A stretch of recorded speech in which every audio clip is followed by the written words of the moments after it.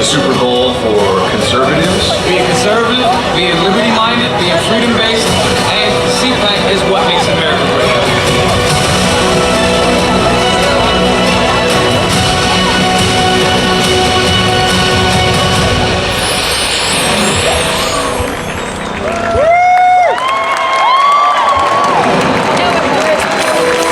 Good morning, deplorables. How about that?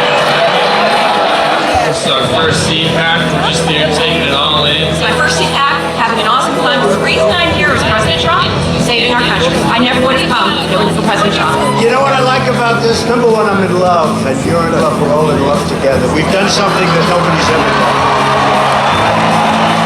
Well, President Trump loves CPAC, and CPAC loves President Trump.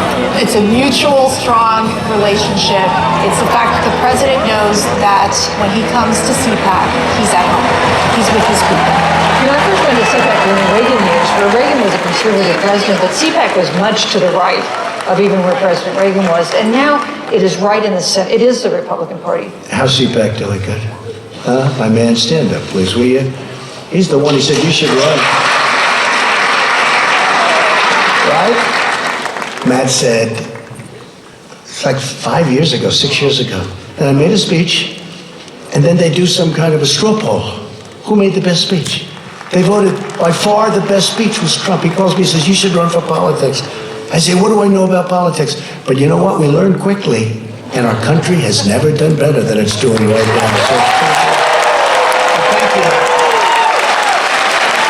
You know, a couple of years ago, when a whole new team of people started leading the ACU, we thought that what happened during the 4 days of CPAC was so important that it actually had to occur every moment of every day on the calendar year.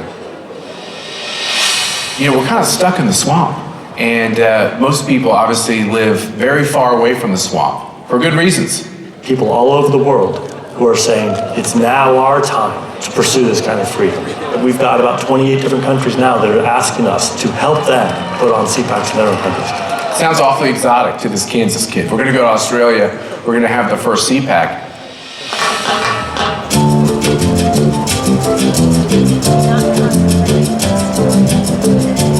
They have a combination of hope and desperation. They want to help their fellow countrymen pursue freedom and attain it. And at the same time, they are so aware of the forces arrayed against them. It was rather shocking to see that the legislature in Australia literally wanted to ban us from coming, and some of our speakers. If the Home Affairs Minister allows Raheem Kassam into the country, he is encouraging a cavalcade of intolerance to continue at CPAC's Talkfest of Hate. The first Australian Conservative Political Action Conference will get underway in Sydney today amid ongoing controversy. The president's from Raheem Kassam has caused conflict with Labor calling for the government to refuse him entry to Australia. CPAC was a debate within the Australian Parliament, the very fact that we would go there. So what that tells me is that the First Amendment that we have in our Constitution, which is a concept that we think is mostly accepted in these other free countries, actually isn't.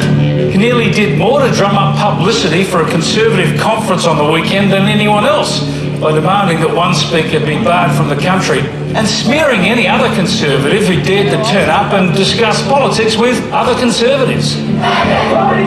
We get to Australia, we were not arrested, but we ran into Antifa, hundreds of Antifa protesters protesting us in Sydney, Australia. CPAC really must buck their ideas up. I'm told that only 200 protesters are expected today. You really must do better than that next year. I went out to see it because I couldn't believe it. I thought Antifa was an American radicalized left-wing phenomenon. No, it's not. It's gone global. What I'm really excited about, what the American Conservative Union is doing, is you're going to create relationships across borders between like-minded people. You know, we are part of an international movement. Whatever our countries, we're fighting against these big globalist forces. But everybody lining up and telling us that if we dared to vote for Brexit, plagues of black locusts would descend on our land, but it didn't matter. We voted Brexit, and then a few months later in America, despite the fact that on that very morning, the Huffington Post said that Hillary, the blessed Hillary, had a 98% chance of winning, and yet what happened? The Donald swept to victory. Who'd have believed that? Some people ask me, why is ACU getting involved in these international programs? We're the American Conservative Union, after all. We're not the International Conservative Union. The forces arrayed against us are growing faster than the alternative. You've got the George Soros billionaires and others who are funding these efforts. They don't like the idea of individual liberty. If we do not take this opportunity, freedom could be lost. The whole world is watching. What does America do in 2020? It's not an American question. It's a question they're asking in all the major communities around the globe.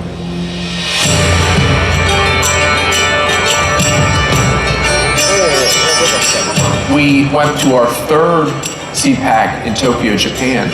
All these Asian leaders are coming to me saying, we have to have the U.S. leadership because collectively, we Asians cannot fight this on our own. If the U.S. stands alone in this world against socialist nations, we will lose. Just as President Trump says, fake media is running rampant, especially here in Japan. Everything they say is a lie, and you really can't trust the news. Japanese people don't really understand what's going on or why it's happening. We think about the fact that our rights are slowly being eroded by runaway courts and by an increasingly radicalized and socialist Democrat Party. That is a fact, but it's not uniquely American. These rights are being eroded all over the globe. One of the most serious challenges our countries face is the specter of socialism. It's the wrecker of nations and destroyer of societies. They are watching America because they fear that if America ever goes socialist, in essence, America stops being America. That means that the future for their country is very dark because what left-wing American presidents do through their foreign policy, they push the most radical parts of their agenda all over the globe. Socialism and communism are about one thing only, power for the ruling class. I fear the future of Japan is quite dangerous. Japan has gotten a little too used to peace. They're not prepared for what could happen if they don't wake up. There's going to be trouble. You're going to have conversations that will improve understanding between different nations that don't even speak the same language. And Japan and America and countries like Australia and the UK, these are the cornerstones of Western values and free markets. We invited one of the Hong Kong protesters to address the audience, Andy Chan. When Andy left to go to the airport and when they went to board their plane, police arrested Andy because he was going to go to a CPAC in Tokyo. As you all know, I was detained and arrested for riot when I departed to Japan. I'm now released without being charged and on bail. This is the second arrest I have encountered in a month. They arrested him. That was shocking to me. I mean, first of all, why does CPAC matter that much? Why are these communists so afraid of letting someone simply give a speech? ACU's founding charter, December 1964, is very clear what we stand for and why. It includes opposing socialism everywhere we find it. But I'm just one of the thousands who were arrested, and we anticipate that many more Hong Kong citizens will also be arrested in the future. The situation in Hong Kong is dire.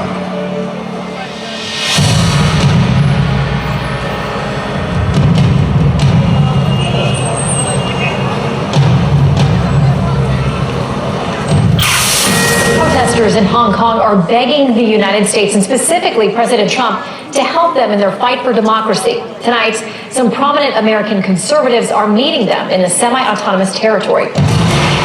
This Hong Kong movement for democracy is something every American needs to pray for, needs to try to support, because the Chinese regime in Beijing is probably more vulnerable than we realize. You're looking at a face-off at one of the main roads in Hong Kong this Sunday afternoon. At one end, protesters with umbrellas ready because of the tear gas which will be shot by police. With the suppression that we're seeing from the Chinese communists towards these peaceful protesters, there was a genuine concern that Matt, Dan, and several other of the ACU staff would end up in jail.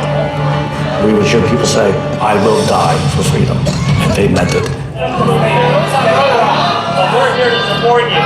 I know. This morning, anti-government protests in Hong Kong reaching a new level of violence. Tens of thousands marched to the US consulate pleading with President Trump to liberate Hong Kong. The American flag held high as the crowd sang America's national anthem. Strong leadership coming from President Trump has put some of these regimes on the precipice. And I'm hoping that they fall the right way, which is freedom to the people. Shannon, I've just never seen anything like it. What you have is literally thousands of mostly what I would call students or kids, teenagers, some as young as 12 years old have been arrested. Something I hear all over the globe when I travel. People in MAGA hats. People saying, please tell your president that for the first time we have an American leader who's got our back, who's on our side. They're willing to give their lives for this struggle. It's a very emotional thing to see young people committed to democracy. It's completely the opposite of what they hear when they turn on CNN International in their country about how much the globe is so embarrassed of Donald Trump. The movement is now receiving support from members of the Conservative Political Action Conference here in the U.S. The conservative group joined student protesters, some as young as 12. I had a young man come up to me. I looked very American clearly on the streets of Hong Kong, and he said, "Are you with CPAC?" And I said, "Yeah, I'm with CPAC." He goes, "Thank you for being here with me." It makes you almost want to tear up. These are really important times. Last night in Hong Kong, this great patron who stands for freedom, Jimmy Lai, invited us to his house. And when we showed up at Jimmy's house, there were members of the media who were essentially communist spies from media outlets owned by the communist regime in Beijing. They were there to harass us, to make us feel unsafe. Filming us as we were walking in, videotaping us, recording who we are, why we were there. We had this conversation around the table. What's at stake? What are the chances that this comes out well for the people of Hong Kong? What are the chances that a Tiananmen Square type episode occurs? Will there be this violent, bloody crackdown? And as we said our goodbyes, we headed back to our hotel. We all went to sleep, and not many hours later, we were woken up to the news. The home of Hong Kong media tycoon Jimmy Lai was attacked early Thursday morning by a firebombing. Two masked men lit glass bottles on fire in front of Lai's residence and lobbed them at the gate. The firebombs were seen as an act of intimidation against the pro-democracy tycoon. They were sending us a very clear message. Don't meet with Jimmy. They were sending Jimmy a very clear message. Don't meet with the CPAC guys. And I think they were also sending us a message that it was time for us to leave.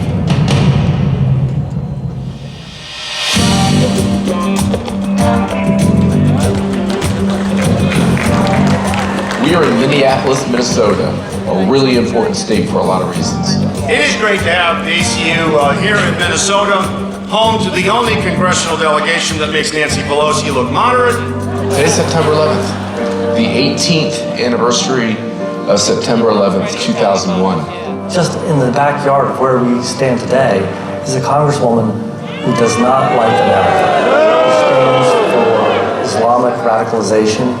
And she's the one who said some people did something.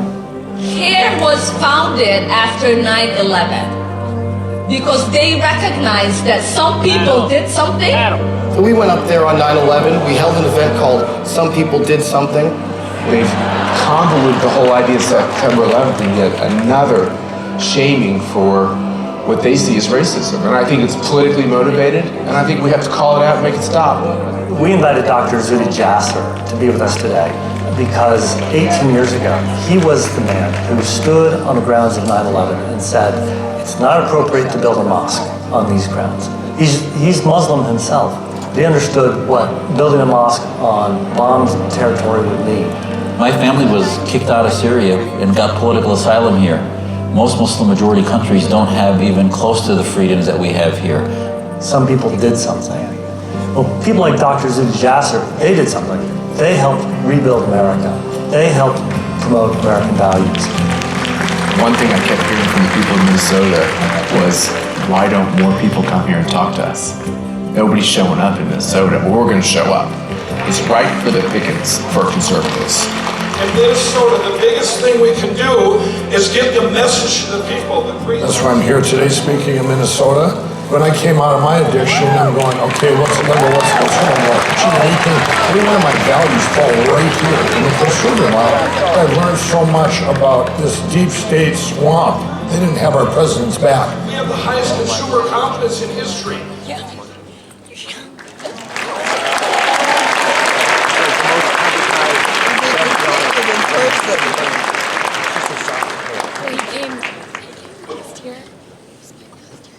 Ladies and gentlemen, please welcome the chairman of the American Conservative Union, Matt Schlapp.